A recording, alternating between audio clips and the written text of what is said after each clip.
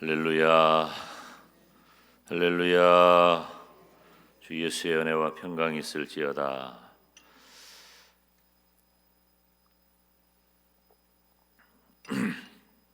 어제 이른비 말씀 잠깐 드렸었죠.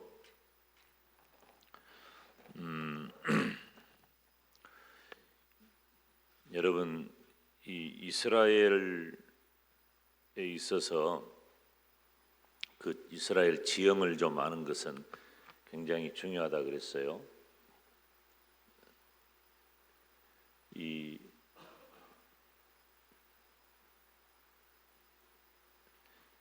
지금 이 지역이 아열대성 기후를 가지고 있는 중동 지역입니다. 우리가 흔히 말하는 중동 지역이에요.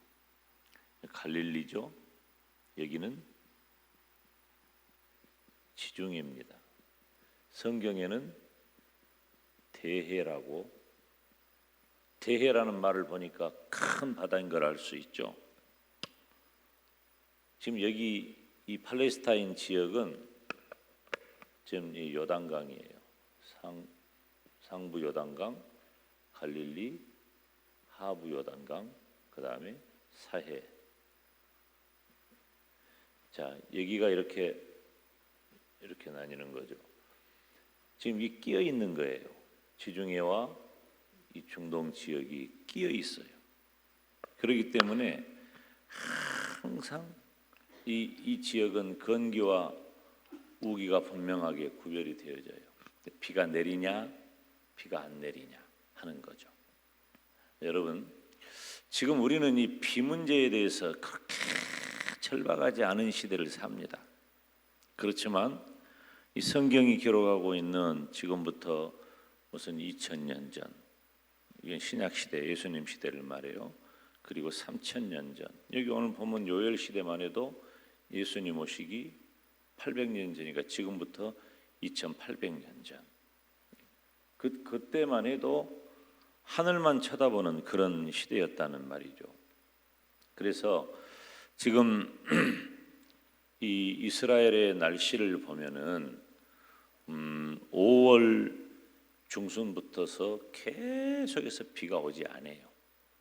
비가 안 오면 여러분, 이 지역은 여기 끼어 있는 곳이기 때문에 굉장히 삭막하고 건조해집니다. 특별히 이 북왕국 이스라엘 지역으로 거의 구별이 되어진 이 북쪽 지역은 그래도 이스라엘 평야, 샤론 평야, 평야지대가 좀 있어요. 평야지대는 습지와 같은 형태 그런 정도까지는 아니지만은 아무튼 이 평야지대라고 해서 이곳은 농사를 짓기에 괜찮아요. 그런데 여기 예루살렘 이후에 이 아래쪽으로 내려가면은 다 어쩌냐, 여기는 다 사막이에요. 성경에 남방으로 갔다. 남방은 뭐냐면은 여기는 사막입니다. 그러니까 이스라엘의 기후는 굉장히 삭막해요. 그리고 특별히 유대 산지, 유대 광야는 굉장히 땅이 푸석푸석하고 건조해집니다. 아무것도 할 수 없어요. 아무것도. 그리고 물이 흘러내린 자국만 있지 물은 없는 그런 형태가 유대 산지, 유대 광야에 계속 펼쳐지는 거죠. 그러면 어떻게 해야 되겠어요? 아무 방법이 없어요. 굉장히 중요한 말이에요. 아무 방법이 없어. 방법이 없으니까 어떻게 할 수밖에 없어요? 하나님 찾을 수밖에 없는 거예요. 여러분, 방법이 없는 것이 힘들고 고통스러울 때도 있지만 그것이 이 하나님의 은혜와 맞닿아 있는 거예요. 내가 어떤 지혜와 방법과 어떤 여력이 있잖아요. 그러면 하나님 생각하는 것보다도 여건, 지혜, 방법, 여력 이것 먼저 생각합니다. 어떻게 할까? 우리가 일생을 살면서 제일 많이 하는 말이 어떻게 할까예요. 입으로 토해내기도 하고 생각으로 하기도 하지만 거의 어떻게 할까예요. 그런데 어떻게 할 방법이 없는 거예요. 하나님께서 이스라엘과의 매우 특별한 관계가 뭐냐면은 어떻게 할 방법이 너희들에게 없다는 것을 내가 안다. 하나님은 아셔요. 어떻게 할 방법이 없다. 어떻게 할 방법이 없으니 너희들은 내가 너희들에게 베풀어주는 나의 은혜가 필요하다. 하나님과 이스라엘과의 관계는 바로 그런 겁니다. 예수님을 믿는 성도된 저와 여러분이 바로 신령한 이스라엘이에요. 이 시대를 살아가는 이스라엘된 저와 여러분이 어떻게 살아야 하느냐, 어떻게 할까가 아니라 어떻게 살아야 하느냐 하는 문제는 철저히 하나님과 맞닿아 있다는 것입니다. 그래서 간절하게 필요로 하는 게 뭐냐면은 비예요. 비. 이 비가 내리는데 첫째, 이른 비, 둘째, 장맛비, 셋째, 늦은 비. 이 다 뭐하고 관계 있어요? 농사와 관계 있는 거예요. 삶과 관계 있는 거예요. 근데 비는 어떤 비가 제일 많이 내리냐면은 장맛비가 70%가 내립니다. 이른 비는 15% 정도, 늦은 비도 15% 정도. 근데 성경에는 장맛비에 대한 언급이 이렇게 제일 많이 비가 내려도 별로 없어요. 그리고 중요하게 여기는 것은 바로 이른 비와 늦은 비예요. 특별히 이 이른 비는 얼마나 중요하냐면 이 늦은 비가 결실과 관계가 있다면은 이른 비는 파종과 관계가 있어요. 씨를 뿌릴 수가 없는데 무슨 결실이 있을 수가 있어요. 씨를 못 뿌리면. 여러분 그러니까 전도서 11장을 보잖아요. 그러면은 내 식물을 물 위에 던지라 하는 표현이 나와요. 그 전에 내가 한번 설명을 했었죠. 비가 안 와. 두 가지 의미가 있다 그랬어요. 첫째는 해상무역의 관점이 있고 또 하나는 홍수 때 씨를 뿌리는 관점이 있는데 비가 안 와. 그런데 비가 이렇게 삭막한 땅에 비가 내리면은 사실은 땅이 물을 머금지를 못합니다. 쩍쩍 갈라져 가지고 물을 머금지를 못해요. 그래서 그 묵은 땅을 기경해야 갈아엎어야 물도 빨아먹는 거예요. 근데 그럴 준비가 안 됐는데 비가 막 와. 그러니까 농부가 가지고 있는 그 씨를 가지고 있다가 그냥 집어 던져버린 거예요. 비가 많이 오니까. 그 물 위에다가 집어 던지는데 물은 어때요? 위에서 아래로 흐르고 그리고 그 홍수가 그 내리는 비가 언제까지 내리진 않거든. 뻔해요. 스콜처럼 내려요. 그러니까 그 비가 내려다가 흘러가는 곳에 멈추는 곳이 있어요. 그러면 거기다 씨를 뿌려버리니까 그 비가 내리지 않는 삭막한 그 딱딱한 땅덩어리에 있다가 그 많은 비가 흘러내리는 그 홍수가 되어 내려가다가 멈추는 그 지점에는 그 흘러내리는 물로 인하여 그 안에 있는 모든 토사물이 같이 흘러내려가겠잖아. 다 씻겨 내려가는 거예요. 그리고 비가 멈추면 흘러내리던 물도 멈추고 그곳에 물을 머금은 땅이 이제 습지가 되는 거예요. 그러면 씨를 어떻게 했어요? 아까 그냥 물 위에다가 집어 던져버렸다 그랬잖아요. 물에 뿌려버린 거예요 그냥. 그리고 멈추는 그 땅이 옥토가 돼가지고 그곳에서 엄청난 소득을 얻을 수가 있는데 이건 사실 불확실한 거예요. 그러나 어디서든지 언제든지 누구든지 거둘 수 있는 가능성이 있단 말이에요. 그러니까 네 식물을 물 위에 던져라. 그러면 성경에 뭐라 그랬어요? 여러 날 후에 네가 도로 찾으리니 라고 하는 거예요. 이 팔레스타인 지역이 그렇게 힘든 지역입니다. 그러니까 이스라엘 백성들이 간절히 바라는 게 뭐겠어요? 농사하는 사람들이 바라는 것은 비죠. 비가 내리기를 바라요. 어떤 비를 원해요? 지금 가물어요. 가물어. 5월부터 시작되는 이 가뭄이 일단 그냥 우리는 점차적으로 가뭄이 진행되는 그런 지형을 우리나라는 가지고 있지만 이스라엘은 안 그래요. 그냥 비가 안 오면 그때부터 바로 가뭄인 거예요. 바로 가뭄이야. 그리고 그것이 수개월 동안 계속되는 거예요. 10월까지. 5, 6, 7, 8, 9, 10 대체적으로 한 6개월 정도는 완전히 건기예요. 비가 없어 거의. 그러면 땅은 딱딱해지고 그리고 아무것도 살 수 없는 어마어마한 지열로 가득해요. 간절히 바라는 것은 바로 이른비란 말이에요. 이른비. 왜? 이 이른비가 와서 땅을 많은 양의 비는 아니에요. 많은 양의 비는 아니지만 이 이른비가 와서 땅을 말랑말랑하게 해야 씨를 뿌릴 수가 있는 거예요. 우리는 새해를 시작하면서 다 하나님께 소원이 있고 그 일이 바로 이루어지기를 원하는 다급한 마음도 있습니다. 성도들의 기도의 제목의 면면을 보면 우리가 빨리 해결해야 되겠다는 그런 기도도 있어요. 절박함이 묻어나는 기도가 있단 말이에요. 그렇지만 하나님께서는 어제 말씀드린 대로 신명기 11장 14절에 여호와께서 너희 땅에 이른비 늦은 비를 따라서 합시다. 적당한 때에 내리시리니 적당한 때에 내리시리니 이 때라고 하는 말이 대답한다, 응답한다는 의미를 가지고 있다 그랬죠. 그러니까 하나님께서 적당한 때에 비를 내리시는 것은 하나님의 응답이라는 말이에요. 여러분 우리의 소원이 있다면 하나님께서 응답해 주시기를 주님의 이름으로 축원합니다.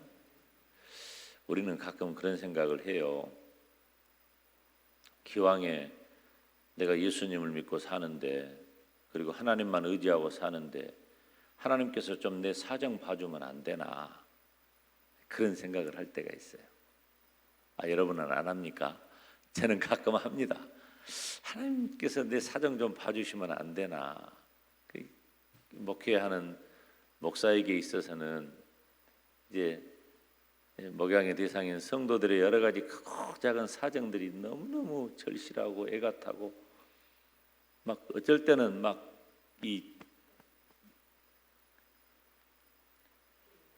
막막하고 답답할 때가 한두 번이 아니에요. 인간적으로 답을 줘야 될 필요성도 있지만 사실 인간적으로 답을 줄 수는 없잖아요. 목사가 그렇게 하기 위해서 있는 존재도 아니고 단지 어제 말씀드린 천수답처럼 우리가 하나님만 바라보면 하나님께서 도와주시면 하나님께서 비를 내려주시면 이런 마음이 가장 큰 거죠. 제가 이스라엘 땅을 생각을 해보면서요. 만약에 저 같으면 그런 생각을 했을 것 같아요. 저 같으면 이스라엘 백성들이 광야 40년 동안 어디만 바라보고 가는 거예요?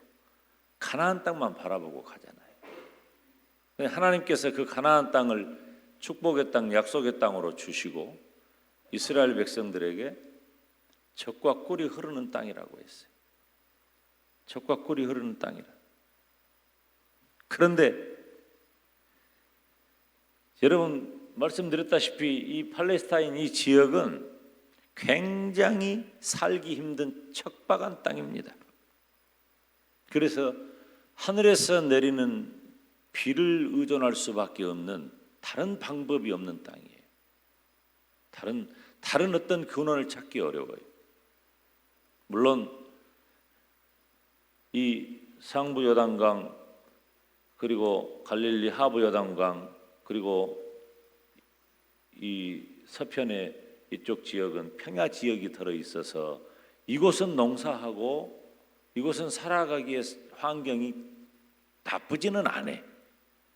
그런데 이스라엘 전반적으로 볼 때는 굉장히 땅이 척박하고 어렵단 말이에요. 그런 땅을 성경에서는 하나님께서 약속하셨다고 하고 젖과 꿀이 흐르는 땅이라고 성경은 그렇게 기록하고 있는 거예요. 제가 이스라엘 땅을 관찰을 해보는 결과 내린 그 결론이 뭐냐면은 이스라엘 땅에 사는 사람들은 오직 하나님만 의지해야 된다. 안 그러면 못 산다. 지금부터 3,500년 전, 4,000년 전 하나님께서 왜 갈대아 우르라고 하는 그 메소포타미아 지역, 삼각주 지역이거든요. 굉장히 유복한 땅입니다. 유프라테스와 그 강이 흐르고 있는 그 메소포타미아 그 지역은 여러분 인류 문명의 발상지 가운데 하나예요. 살기 좋은 곳입니다. 인간적으로 볼 때. 그런데 하나님께서 왜 아브라함을 창세기 12장에 골라 뽑아가지고 어디로 가게 하셔요? 가나안 땅으로 가게 하신 거예요. 인간적으로 살기 좋은 그곳을 놔두고 왜 가나안 땅으로 가게 하냔 말이에요. 하나님께서는 아브라함과 언약하시고 그 언약을 신실히 이루어 가시는데 우리들이 생각할 때는 크고 작은 조건들, 양떼를 먹일 조건들, 적의 침입을 막을 조건들, 힘들고 어렵지 않은 그런 조건들, 이런 조건들 좋은 곳, 조건 좋은 곳을 택해서 하나님이 꼭 집어 넣어줘야 내 마음이 편할 텐데 웬걸 하나님께서 아브라함을 부르실 때 그렇게 좋은 곳이라고 여겨지는 곳을 놔두고 가나안 땅으로 하나님이 그쪽으로 보내시는 거예요. 이해가 안 가죠. 그리고 아브라함에게 하나님이 말씀하시기를 내가 너에게 복을 주는데 너희가 너를 축복하는 자에게도 복을 줄 것이고 너를 저주하는 자에게는 저주할 것이다. 그러니까 하나님께서 아브라함 자체에게 복을 선포하시고 그 자녀손들에게까지 하늘의 별처럼 헤아릴 수 없는 수많은 네 후손을 주겠다고 약속하시고 그들에게도 복을 주겠다고 했단 말이에요. 그러니까 아브라함의 후손된 이스라엘 백성들은 다른 방법이 아니에요. 이 가나안 땅에 던져진 이유는 바로 이곳에서 하나님만 섬기며 살도록 훈련된 거란 말이에요. 우리는 가끔 생각을 합니다. 기왕에 하나님께서 나를 예수님 믿고 구원받아 천국 가게 하셨다면 이 땅에서도 염려도 없고 걱정도 없고 또 나는 왜 하필 나한테 이런 일이 있을까? 이런 거 안 만나고 좀 평안하고 좋은 일로만 가득하게 살면 안 될까 하는 그런 마음을 가져요. 그런데 우리 인생은 그렇지를 않아요. 우리 인생은 좌우에 둘러싸여 가지고 좌우 상하 천지사방에 다 적들로 좋지 못한 환경으로 뜨거운 열풍으로 그리고 지중해성 바람으로 이 살 수 없게 만들어요. 굉장히 건조해져요, 내 인생이. 하나님은 내 인생을 그런 곳에 던져 놓으셨어요. 그런데 하나님께서 그런 나를 포기하지 않으시고 이른 비와 늦은 비를 적당한 때에 내리셔서 이곳을 이 척박한 땅을 젖과 꿀이 흐르는 땅으로 바꿔주신단 말이에요. 여러분, 하나님께서 저와 여러분의 인생을 젖과 꿀이 흐르는 땅으로 바꿔주시기를 축원합니다. 그렇게 하기 위해 첫 번째 단계가 바로 이른 비가 필요하다는 거예요. 이른 비는 그러니까 다른 말로 표현하면은 하나님이 내려주시는 은혜다. 여러분, 우리가 2022년을 새해를 시작하는 이 처음 시간에 우리가 지난 세월들을 뒤돌아보면은 코로나가 꼭 아니라도 그랬겠지만 더구나 코로나까지 겹쳐가지고 우리가 한 치 앞도 못 오고 우리는 두렵고 막막하고 힘들고 푸석푸석하고 땅은 건조하고 아무런 방법이 없을 때 하나님께서 이른비를 내려주시면 메말랐던 돼지가 촉촉하게 적셔지고 메말랐던 내 심령이 촉촉하게 적셔져서 2022년을 살아갈 새 힘을 얻게 하시고 하나님께서 마침내 풍년에 이르도록 인도하실 줄로 믿습니다.